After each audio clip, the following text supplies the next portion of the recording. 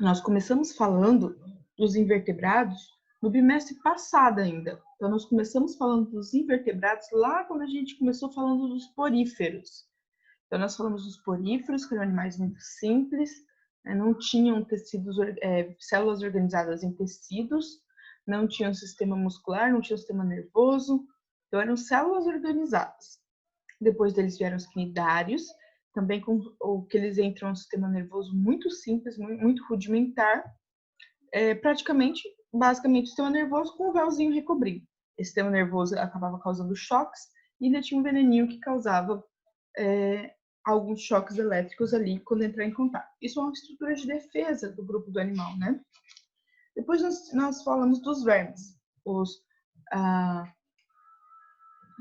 plateumintos e os nematóides. Os plateumintos são os vermes achatados e os nematóides os vermes arredondados.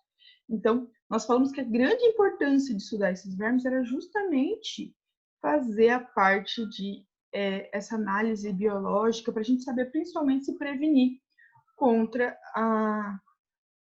contra doenças que são causadas por esses vermes. Então, nós começamos vendo pelos plateumintos, que eram vermes achatados. Esses vermes, então, a partir dali começa o sistema digestório completo, ele começa a partir dos nematódios, né? Então, iniciando em boca, fechando em ânus, então a partir dos nematódios.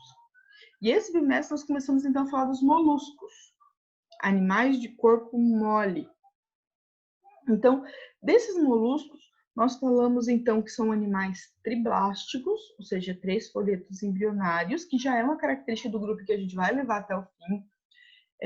Nós falamos então que são animais celomados, ou seja, tem uma cavidade para abrigar os órgãos, revestido, todo bonitinho ali por tecido da epiderme. Então, para ser celoma, tem que ser uma cavidade toda revestida por epiderme, ali onde ficam os órgãos abrigados. Uma característica desses animais é que eles não tinham segmentação, ou seja, o corpo não era dividido em anéis. Também, esse corpo deles tinha concha para proteção, boa parte do grupo, né? Então, grande maioria do grupo tinha uma concha para proteção, não era geral, porque nós temos o polvo, por exemplo, que não tem. A lula que tem uma concha interna, né? Mas a maior parte do grupo tinha uma concha externa. A lesma também não tem, né, gente? Então, essa concha ela servia como estrutura de proteção. Ela é secretada pelo animal de carbonato de cálcio. Então, esse animal, ele tem esse carbonato de cálcio justamente para ir secretando essa concha. Quando o animal morre, fica concha, porque ela é uma estrutura rígida, então ela acaba ficando no ambiente. Depois, nós falamos então do polvo, que ele tem um sistema circulatório diferente do restante do grupo, porque ele tem um sistema circulatório fechado. Isso ajuda ele a se deslocar, a polvo e a lula, ajuda eles a se deslocarem por propulsão a jato. Então, eles conseguem encher a cavidade e esvaziar de uma vez. Né? Então, consegue se locomover por propulsão a jato. Isso porque o sistema circulatório do animal é um sistema circulatório fechado. Ou seja, o sangue está sempre percorrendo dentro de vasos, nunca fora deles. Então, o sangue está sempre correndo de espaços internos, dentro dos vasos. Isso faz com que esse animal ele tenha oxigênio em grande quantidade. E ele consegue, então, levar esse oxigênio rapidamente a todas as partes do corpo, porque o sistema circulatório é fechado. O restante do grupo, fora os cefalópodes, então eles têm o sistema circulatório aberto, ou lacunar, né? Isso faz com que o oxigênio ele demore muito para circular, demora muito para chegar até as outras partes do corpo. Isso torna o animal lento. Daí o fato da gente ver a lesma, né? Os caracóis, de modo geral, eles são bem lentos para se movimentar, porque o sistema circulatório deles é aberto, né? Quanto à reprodução, esses animais eles são dioicos, ou seja, apresentam sexo separado, tem o macho e tem a fêmea. A reprodução deles, a fecundação, ela é na água. Então, tanto os espermatozoides quanto os óvulos são lançados na água, que fecundam aleatoriamente, né? Isso vai fazer com que forme-se o ovo. Formando o ovo vai liberar a larva trocófora. do ovo vai ser uma larva trocófora. Essa larva ela vai nadar, se alimentar, até que ela consiga, então, sofrer metamorfose e desenvolver o indivíduo adulto. Por isso a gente diz, então, que o desenvolvimento dos moluscos é um desenvolvimento indireto, né? Porque justamente sai uma larva de dentro do ovo. Então, a fecundação é externa e o desenvolvimento é indireto, porque tem a fase larval antes do indivíduo com o formato adulto. O único que é diferente é o caso dos cefalópodes, mesma situação do sistema circulatório, né? Só o dele é diferente. O sistema reprodutor também dele é diferente. O desenvolvimento dele é direto, sem fase larval, e a fecundação é interna. Então, de grupos, nós tínhamos, então, os cefalópodes, os gastrópodes, os bivalvas, ou pelecípodas, o escafópoda e o poliplacófora. Um representante de cada grupo. Então, vamos lembrar, o poliplacófora é o grupo dos quítons, os escafópoda é o grupo dos dentálios, os gastrópoda é o grupo das lesmas, o cefalópoda é o grupo do polvo e da lula, e por último, o bivalva, que é o grupo de quem tem duas conchas, dos mexilhões, dos mariscos, das ostras, né? De quem tem duas conchas ali, com o animal ali dentro. Quem tem as conchas, a musculatura do animal é intimamente ligada à concha. Então, qualquer separação do animal, a concha, vai fazer com que o animal ele morra. Então, quando você força a abrir uma concha, por exemplo, você está machucando a musculatura do animal, o animal em seguida ele vai morrer justamente porque ele tem essa dependência com aquele espaço ali. Depois, nós vimos os anelídeos. Os anelídeos é o grupo dos animais que tem o corpo segmentado em anéis. Então, a gente pode ver, ao observar a minhoca de perto, a impressão é que ela é formada por vários anéisinhos, né? Um do ladinho do outro. A gente chama isso de metameria. O animal é metamerizado. Significa que ele tem o corpo todo dividido em pequenos anéis, né? Esses animais, então, eles são celomados, ou seja, eles apresentam celoma, a cavidade que abriga os órgãos. Também são triblásticos, 3 folhetos embrionários, né? Então, quer dizer que são formados lá originalmente por endoderme, ectoderme e mesoderme, que são os folhetos embrionários que formam todos os tecidos do embrião. E também eles são animais protostômios, ou seja, durante o desenvolvimento embrionário, desenvolve primeiro a boca que o ânus, né? A gente só tem o primeiro deuterostômio nos equinodermos, que é o último grupinho lá. Então, as minhocas, elas têm, o grupo das minhocas, né, o grupo dos anelídeos. Além das minhocas, também tem as sanguessugas e também tem os poliquetos, são conhecidos como minhocas marinhas. Esses animais, então, eles são divididos de acordo com a quantidade de cerdas presentes no corpo. Aqueles que possuem muitas cerdas são chamados de poliquetos. Então, nos poliquetos, a gente vê tufos de cerdas saindo pela lateral. Então, são poliquetos.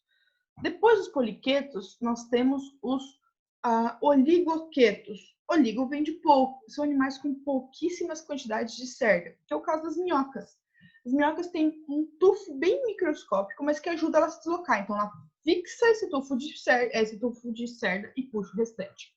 Então, nós temos, então, os oligoquetos. Nós temos um grupo que não tem cerdas, que é chamado de aquetos ou irudíneos, que é o grupo das sanguessugas. E desses 3 grupos, então, eles apresentam papo, que é um local de armazenamento de comida, moela, que é um local de trituração de comida, e a tiflossole, que é o intestino que facilita a absorção. É uma prega, uma dobra no intestino que facilita, então, a absorção. Esses animais, eles apresentam um sistema circulatório fechado, tá? E ainda apresenta pigmento respiratório, que é a hemoglobina, tá? Dentro deles, eles possuem vasos destacados que eles vão bombeando sangue. Então, a gente diz que as minhocas, elas têm 10 corações. Não são bem corações, tá? Eles são vasos aórticos dilatados, não tem cavidades, como a gente fala de câmeras do coração, ali, atos e ventrículos, nada disso. Só são vasos dilatados. são 5 pares de vasos dilatados bombeando o sangue pelo corpo do animal. Tá? Então, eles têm esses 5 vasos que ajudam o sangue a estar sempre percorrendo. O sistema circulatório deles, então, ele é fechado. Ele tem, então, nefrídeos, que atuam então, na excreção, como rins, filtrando todo o corpo do animal ali, fazendo a filtração do sangue, retirando as excretas, né? Limpando, então. A excreção deles é na forma de amônia. As minhocas, elas têm uma função muito importante, que é aquela função ligada à fertilidade do solo. Então, a gente diz que solo que tem minhoca é um solo fértil. Justamente porque a minhoca, ela faz toda a escavação do solo, então ela faz buracos que formam galerias, e essas galerias ajudam, então, a água e o vento, o próprio ar mesmo, circular pela terra. Então, essas galerias permitem a água entrando nesses buraquinhos, o oxigênio, tornando, então, essa terra arada, digamos assim. Então, a minhoca, ela faz a parte de aragem. Sem falar da parte de fertilização, porque a minhoca, ela se alimenta dos restos orgânicos que estão na terra. Então, quando ela come esses restos orgânicos, ela defeca, isso já bem digerido, então já trazendo isso já próximo para estar disponível para as plantas na forma de adubo. Então, ela já libera as fezes dela, que são adubos naturais para as plantas. Então, a minhoca acaba beneficiando o solo onde ela está. A gente diz que o solo de minhoca é um solo fértil. Tá? Pessoal, até aqui estão tudo bem aí? Tudo. Então tá. A reprodução, gente, desses seres, a minhoca, ela é hermafrodita, ou seja, ela é monoica. Então, quer dizer que no mesmo indivíduo tem o aparelho reprodutor feminino e o aparelho reprodutor masculino. Isso não significa que a minhoca se autofecunde. Lembre-se que a fecundação entre seres ela é importante para aumentar a variabilidade genética. E a minhoca, então, ela não faz autofecundação, ela faz fecundação cruzada. Significa que a minhoca, ela espera outra minhoca e elas fazem fecundação cruzada. Um se posiciona assim, outro se posiciona assim, elas realizam uma troca de lotes de espermatozoide. É só uma troca mesmo, tá? Não dá um lote, outro dá outro. Só trocam isso. E aí, nessa troca, ela armazena esse lote, fica lá guardadinho. Quando ela amadurecer os óvulos, porque sempre a troca é sempre antes do amadurecimento dos óvulos, quando tiver óvulos maduros, vários, ela estoura essa bolsa de espermatozoide, e aí então os espermatozoides fecundam os óvulos dentro do corpo dela. Então, nesse caso, o desenvolvimento, a fecundação é cruzada, mas a fecundação acontece interna, acontece dentro do corpo da minhoca. Esses ovos, eles vão eclodir já uma minhoca pequenininha, não tem fase larval, né? Só no caso dos poliquetos, que são as minhocas marinhas, que sai a larva trocófora. No caso das minhocas, não tem a fase larval. O desenvolvimento já é direto. Então, eles vão ficar grudados naquela estrutura esbranquiçada ao redor da minhoca, que é o clitelo, que ele forma um casulo para carregar esses ovos. Esse casulo, ali no clitelo, vai carregar os ovos. Quando os ovos estiverem já maduros, eles eclodem, sai a larvinha sai a minhoquinha lá de dentro e vai crescer para se tornar, então, o indivíduo adulto. As sanguessugas, elas tiveram, durante muito tempo, também um papel medicinal, porque elas estavam ligadas à circulação. Como elas são animais ectoparasitas, significa que são parasitas externos, né?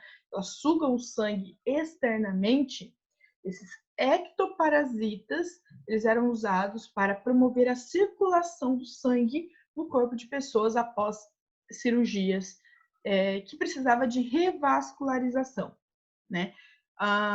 Então, hoje em dia, a gente já não é mais utilizada, mas durante muito tempo, para promover a circulação no local onde não estava passando mais sangue, eram utilizadas essas sanguessugas, né? E aí, então, até uma espécie chama Hirudinus medicinalis, justamente por causa desse papel medicinal que durante muito tempo foi utilizado as sanguessugas. Depois do grupo das erudíneas, depois do grupo dos anelídeos, nós vimos o grupo dos artrópodes. Artro vem de articulação, podes vem de pés. Então, todo grupo significa que eles têm pés articulados. Então, o grupo dos artrópodes é o grupo que existe em maior número, principalmente por causa da classe insecta, né? Ele tem o maior número de indivíduos na face da Terra, indivíduo animal, do grupo animal, sendo que esse grupo ele apresenta uma característica importante, que é a presença de um exoesqueleto quitinoso. Então, ele tem um revestimento externo que é pesado e é protetor. Esse revestimento externo é um exoesqueleto.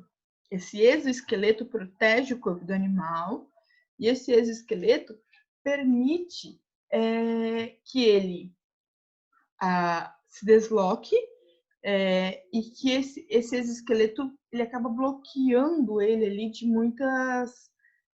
de um crescimento maior.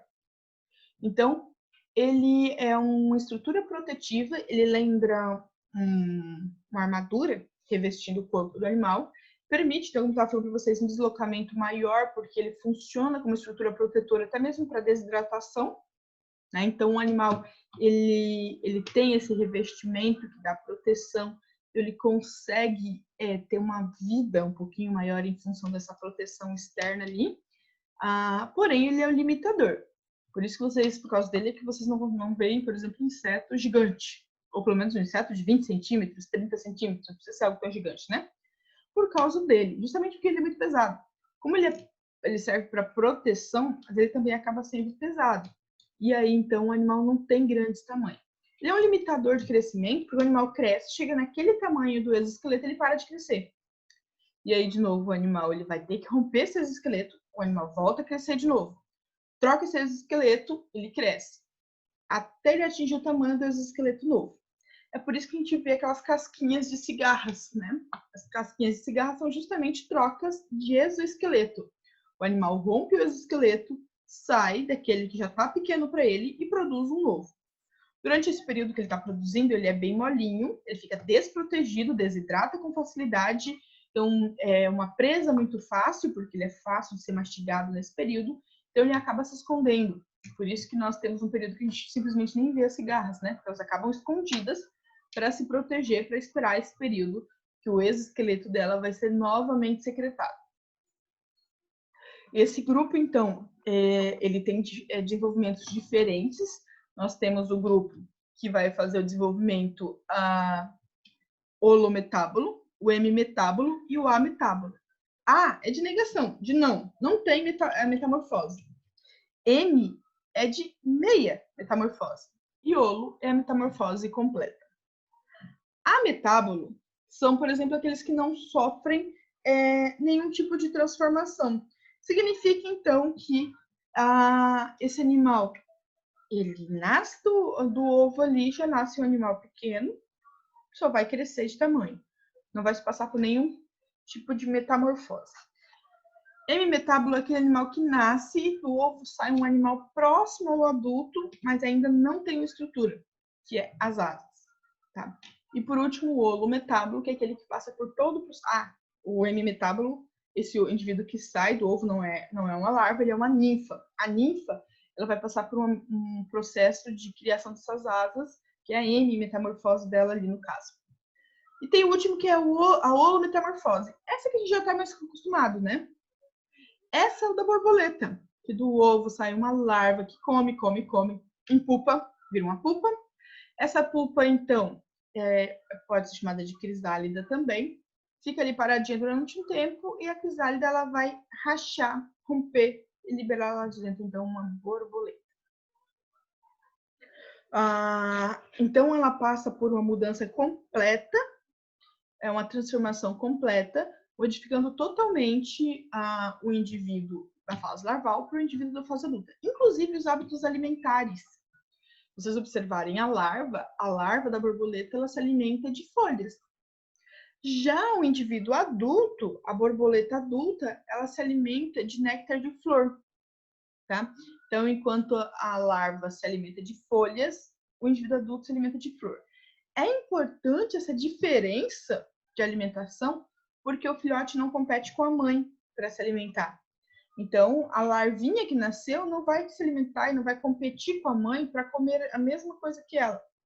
Isso facilita muito a sobrevivência deles, tá? Nós temos aqui as divisões em classes, os crustáceos, que é o grupo do camarão, do caranguejo, do siri. Nós temos o grupo dos aracnídeos, que é o grupo das aranhas, dos escorpiões, dos opiliões. Nós temos o grupo dos insetos, e esse já fala por si, né? Formigas, abelhas, besouros, uma infinidade de insetos nesse grupo. Quilópodes, que é o grupo que apresenta um par de pernas por segmento, o grupo da lacraia. Grupo venenoso. Nós temos o último grupo, que é o grupo dos diplópodes. Os diplópodes, eles têm 2 pares de pernas por segmento. E é um grupo extremamente inofensivo. Inclusive, morre de medo da gente, fica enterrado basicamente o tempo todo. Que é o grupo ali dos piolhos de cobra, né? O grupo dos crustáceos, dos insetos, dos aracnídeos, uma das formas mais fáceis que tem de diferenciar é pelo número de pares de pernas. Então, enquanto os insetos têm 3 pares de pernas, os aracnídeos têm 4 pares de pernas, os crustáceos têm 5 pares ou mais, né? Quanto à presença de antenas, o grupo dos aracnídeos não tem antenas, o grupo dos insetos tem 1 par, e o grupo dos crustáceos tem 2 pares, né? Então, esses critérios eles são usados para diferenciar esses animais, esses artrópodas, para encaixar, então, nessas classes. Depois, por último, nós chegamos ao grupo dos equinodermas, que é esse nosso último grupo. Esse nosso último grupo ele tem uma característica, uma apomorfia muito interessante, que ele é o único grupo deuterostômio de toda essa história, né? Então, até agora, de todos os invertebrados, ele é o único deuterostômio, ou seja, o único que durante o processo embrionário forma primeiro ânus do que a boca. De agora em diante, todos os animais serão deuterostômios, que nós vamos estudar. Então, todos os vertebrados são deuterostômios. Outra característica que os equinodermos têm próximo dos animais vertebrados é justamente o endoesqueleto, o esqueleto interno. Então, diferente dos artrópodes que tinham revestimento externo, os equinodermos têm um endoesqueleto, uma estrutura interna que dá sustentação ao corpo do animal. Esses animais eles são exclusivamente marinhos, tá? Nós não temos nenhum representante de água doce, nem de ambiente terrestre. Eles vivem naquela zona de transição entre a praia e o mar ali. Então, a gente diz que são animais bentônicos. Esses animais eles apresentam espinho na pele. E aí eles apresentam uma simetria radial. A gente fala que é uma simetria pentarradial secundária, porque a larva deles, desenvolvimento indireto, da larva sai um indivíduo, do ovo sai uma larva que tem simetria bilateral, tá? O endoesqueleto deles é calcário, tá? Então já tem sais de cálcio fixando esse esqueleto deles ali, que é a similaridade que eles têm com os vertebrados. Um endoesqueleto, esqueleto interno calcário, e ainda o desenvolvimento dele ali, o animal é deuterostômio. Todas essas duas características trazem eles muito mais próximos dos vertebrados do que dos invertebrados. Eles dividem características próximas ali. A grande característica do grupo é que esse grupo ele apresenta um sistema ambulacrário, hidrovascular. Significa que toda a movimentação de dentro do corpo do animal é a partir da água. Então, a água entra, circula os canais, entrando pela madrepérola ali. Então, ela entra pela madrepérola, circula pelos canais, circular radial, as ampolas, até encher o pé do animal. Os pezinhos ambulacrários, eles funcionam à base de água. Entra a água, a estrela do mar consegue movimentar esses pezinhos. A água sai, a estrela do mar, então, consegue encolher, recolher esses pezinhos ali. Então, eles funcionam como um sistema ambulacrário, que ele consegue fazer a locomoção, a captura de alimentos, porque a água entra e com a água entra partículas de alimento, as trocas dos gases.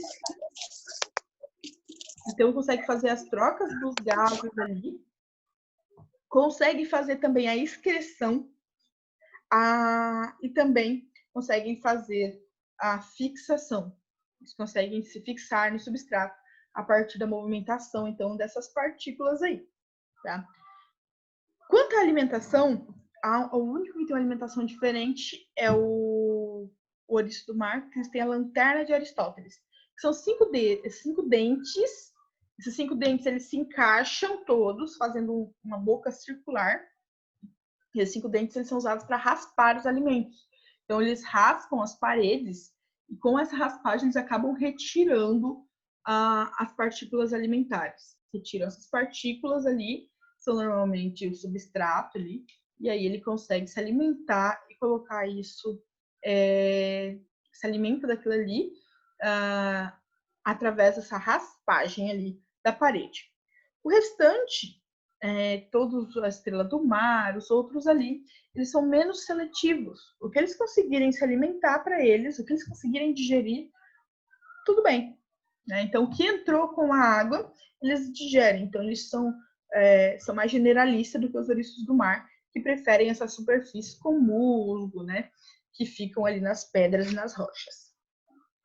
A respiração, então, é branquial, já que todos eles ficam ali dentro da água, né? São estruturas que lembram um ramo respiratório, parecem árvores respiratórias, assim, como uma estrutura primitiva de um pulmão, por exemplo, mas são brânquias. Não há presença de um coração, também não há presença de uma estrutura que lembra o sangue, por exemplo, mas ele tem toda a circulação auxiliada pelo sistema hidrovascular. Então, a passagem da água movimenta, então, toda essa passagem de oxigênio ali, de gases, então faz toda essa movimentação que faria para a gente seria o sangue, né? Ele apresenta uma estrutura nervosa que circunda a boca da estrela da estrela do mar, e aí, então, distribui como um sistema nervoso, então, pentarradiado ali. A grande característica do grupo é a regeneração. Então, quando você divide esse grupo em 2 partes, cada parte regenera um animal por completo. Então, o grupo tem uma alta capacidade de regeneração, desde que o centro do animal ali, ele seja mantido. Esse animal, ele maioria dioico, então não apresenta dimorfismo sexual, não apresenta, ele apresenta machos e fêmeas separadamente. Então, o macho e fêmea não são diferentes, eles são bem próximos, bem parecidos. A fecundação é na água e da água, então, sai uma larvinha ciliada, que vai se desenvolver, sofrer metamorfose e se transformar no indivíduo adulto. Como classe, nós temos, então, os asteroides, os ofiuroides. Os asteroides é o grupo das estrelas do mar. Ofiuroides é o grupo da serpente do mar. Os equinoides é o grupo do ouriço do mar. Holoturoide, que é do pepino do mar. Por último, nós temos o quinoide, que é o grupo do lírio do mar. Esse, então, seria o nosso último grupo. Então, nós falamos hoje de todos os grupos que nós estudamos nessa unidade. Né? Então, agora a gente vai estar fechando todos os invertebrados para começar a falar da característica, então, dos vertebrados, que é mais uma unidade. Né? Então, os vertebrados, animais que possuem, então, o corpo, possuem vértebras, presença de coluna vertebral e notocorda, né? Que é uma característica para a gente que vai entrar agora. Antes da gente chegar lá, gente, alguma coisa que vocês queiram perguntar, alguma coisa que não ficou bem clara para vocês? Alguma coisa que eu deixei de comentar com vocês agora? Acho que não. Não?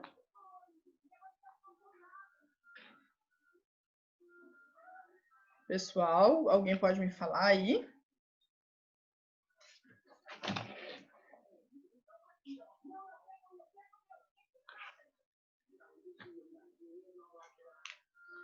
Tudo certo aí, gente? Sim. Tudo. Ok. Eu pedi que vocês fizessem um trabalho sobre função ambiental, né? Falava um pouquinho sobre a função ambiental. O que vocês acharam de função ambiental ligada aos moluscos?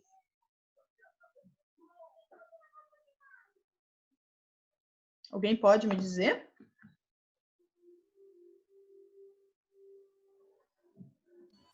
eles servem basicamente de comida para outros animais? Então, eles são parte de uma cadeia alimentar, né? Então, a grande importância ambiental deles é que eles são um elo importante da cadeia alimentar marinha, né? Então, eles servem de alimento para inúmeras espécies. Então, eles são elos importantes de uma cadeia alimentar. E dos anelídeos? Qual é a função ambiental, ecológica importante dos anelídeos?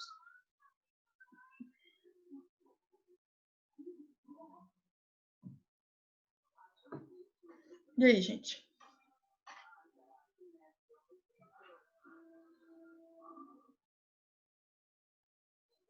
Aí, gente, ninguém vai me dizer qual que é a função dos anelídeos?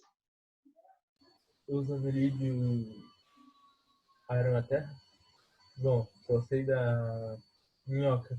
Sim, mas é isso mesmo. Eles são importantes porque eles fazem a parte de aração e fertilização do solo.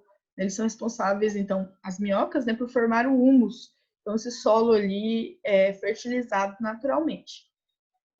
E dos artrópodes, quais são as vantagens ecológicas desses animais? Os artrópodes, eles controlam pragas, são uma parte da alimentação humana Sim, e também eles também são um dos mais básicos na cadeia alimentar. ok, muito bem. Uma coisa importante dos artrópodes é o fato de eles serem polinizadores, né? Nós temos um grupo polinizador, isso é muito importante. Então, essa parte dos animais que fazem a fertilização das plantas, né?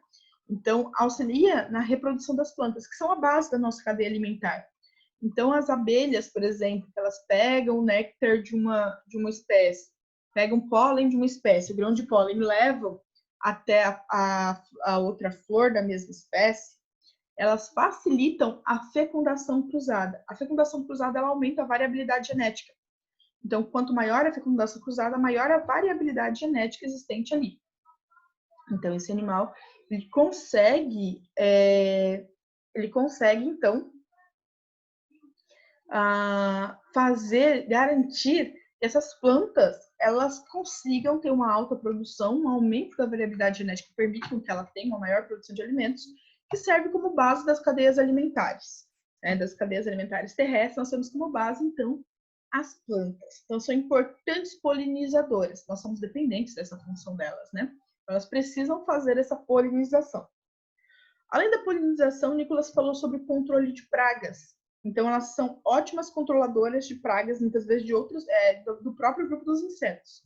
A joaninha, por exemplo, é um animal carnívoro e que funciona muito bem como controlador de pragas, né? Então, ela não destrói plantações, porque ela gosta de se alimentar de carne, não de vegetais, e ela ainda come todos esses insetos que ficam ali ligados à plantação. Outras coisas que eles fazem também, também podem atuar na fertilização do solo, né? Fazendo um trabalho parecido com esse trabalho dos anelídeos, e ainda atuam na decomposição da matéria orgânica. Então, nós temos alguns insetos que são detritívoros, facilitando, então, o processo de decomposição. E dos equinodermos? Uma função ecológica ligados a eles? Filtração da água. Filtração da água? Filtração da água pode ser um, sim. O que mais?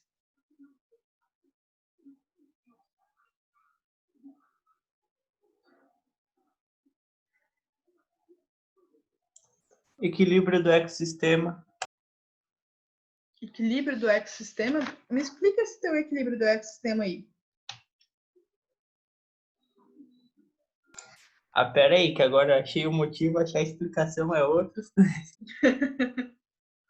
Não, tranquilo, pode olhar aí com calma.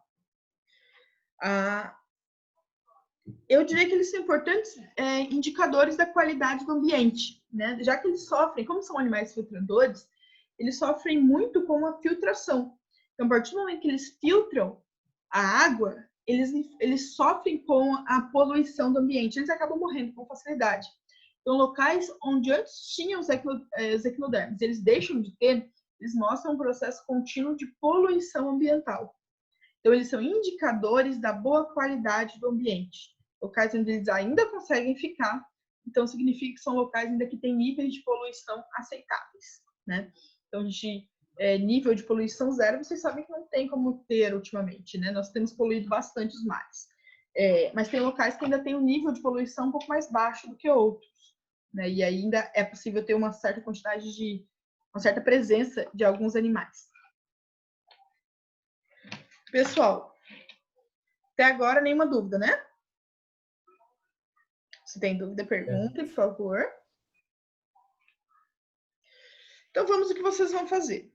Vocês vão fazer as atividades do caderno de atividades, página 15, que fala sobre os equinodermos. Os exercícios são do 27 ao 32, então é bem pouquinho, tá? Então, vocês vão fazer isso de 27 ao 32. Eu quero que vocês deem uma olhada no positivo on, porque eu liberei as trilhas dessa unidade, tá? Então, ó, o CA, 27 a 32 exercícios. Vocês vão dar uma olhada depois no positivo on, verificar, são duas trilhas, uma trilha dos 2 primeiros grupos, moluscos anelídeos, e outra trilha sobre os artrópodes e os equinodermos. Faz as trilhas bem bonitinho lá, bem direitinho. E por último, o que vocês irão fazer é a atividade de apomorfia. Lembra que no mês passado vocês fizeram apomorfia dos invertebrados, de poríferos até nematódios? Então agora vocês vão terminar o trabalho de vocês. Vocês vão fazer as apomorfias de moluscos, agora até equinodermos. Moluscos, anelídeos, artrópodes e equinodermos. Lembrando que as apomorfias, elas são novidades evolutivas, não são características do grupo. Não é características gerais, são novidades evolutivas. O que o grupo dos anelídeos tem de novidade evolutiva em relação ao grupo anterior, que é os nematódios?